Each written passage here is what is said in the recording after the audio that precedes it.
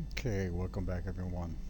This Module 2 fact sheet will provide you with background information on critical thinking and organizing, also known as the pre-writing concept.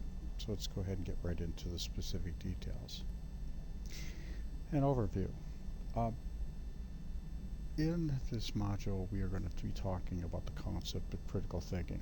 Now again, critical thinking is somewhat different from what we do on a normal basis.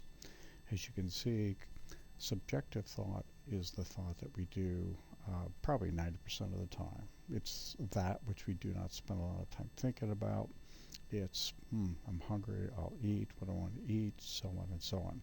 Critical thinking, on the other hand, requires time, requires effort, requires background, and is something that, frankly, is very difficult to do initially. And as you become more adept at it, you will do much better. But for business, many of the decisions, correspondences, whatever that we will do, will require critical thinking to ensure that the message that we want to send to the receiver is accurate. We'll talk about the need of critical thinking. Again, I pretty much gave you an idea, but there are other ideas, other concepts that we need to consider. Once we get all of these great critical thoughts, we need to organize them into meaning. Now, if you recall my wonderful artwork with the stick men on the board when I wrote or described or diagrammed the communication process, the sender of the message, before actually getting into the functioning of sending and encoding the message, has to think about and has to organize these thoughts. Now, to give you an idea of what I'm talking about here, the thinking about is, for example, an artist with a blank slate. What they do, unless you're into excuse me, impressionable type of artwork, they think about what it is that they want the image to look like or say. So they think about a number of things. They think about, a landscape. They think about, a sky scene, maybe a field scene. And at the same time, they're bouncing around with colors. Maybe yellow for a bright sun, some white clouds, green grass, brown hay, maybe animals, a cow, maybe brown cows, black and white cows. But all these things are mumbo jumbo. That's the thinking.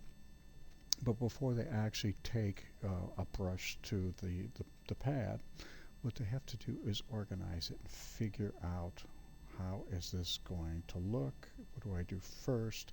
How do I present it first? So that's what we're talking about with the organization. Now, for our purposes, there are a couple of ways we can do. We could do graphic organizing, which is basically drawing out the thoughts that we have about a message.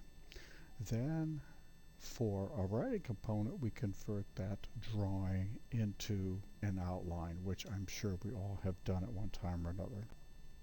Now, some of the readings and viewings we're going to do. I separated out critical thinking and organizing because we're going to discuss them separately because, well, they are two unique activities. First, critical thinking.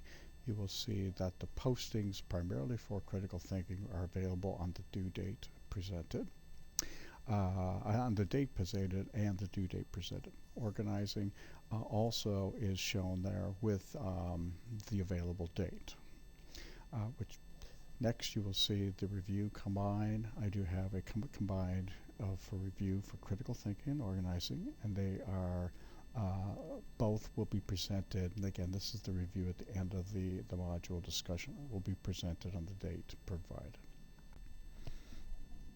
Okay, let's take a look now at the assignments for Module 2. First of all, we have the pre-discussion quizzes. Now, there are two pre-discussion quizzes, and there were two reading and viewing assignments, one for the critical thinking, the other is for the organizing. They're both due, or both assigned, at the same day, and both are due on the same time, as you can see here on the screen. Peer review number one. Now, the peer reviews, as I believe I've mentioned already, are basically where each of your team members is going to evaluate your participation in a team assignment. Now, it won't be every team assignment, it may be periodically, but this is an opportunity for you to, based on a scale of 0 to 4, determine how many points your individual team members will receive. Anyways, we'll talk more about this as time goes on. Peer review number 1, you can see, is the assigned date and due dates there. Let's go ahead and take a look. The next thing is the team graphic organizer and outlining activity. Again, this is the pre-writing stuff. Generally, whenever you're going to communicate with anyone, you're organizing your thoughts, even if it's subjective thoughts. You are doing it in microseconds. However, when it comes to business writing, to business communication, we need to really spend time, focus in on organizing thoughts, and then putting them down somehow into an outline form that we can follow like a roadmap. So the assigned date, due dates are shown also on the screen. Next, we have the individual graphic organizer and the outlining exercise. Now, the previous one was a team one. Remember, you'll always do some kind of a team activity first that will help you learn a little bit more about what we're trying to get done here. Then we'll always do an individual one.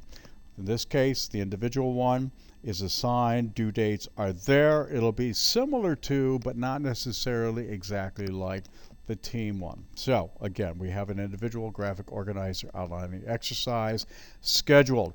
And then finally, we will have the module 2 post discussion, or the final quiz from module 2. Like all the other modules, you have a pre-discussion quiz and then a post discussion or after the fact quiz, a wrap-up quiz. Sign dates, due dates are located on the screen.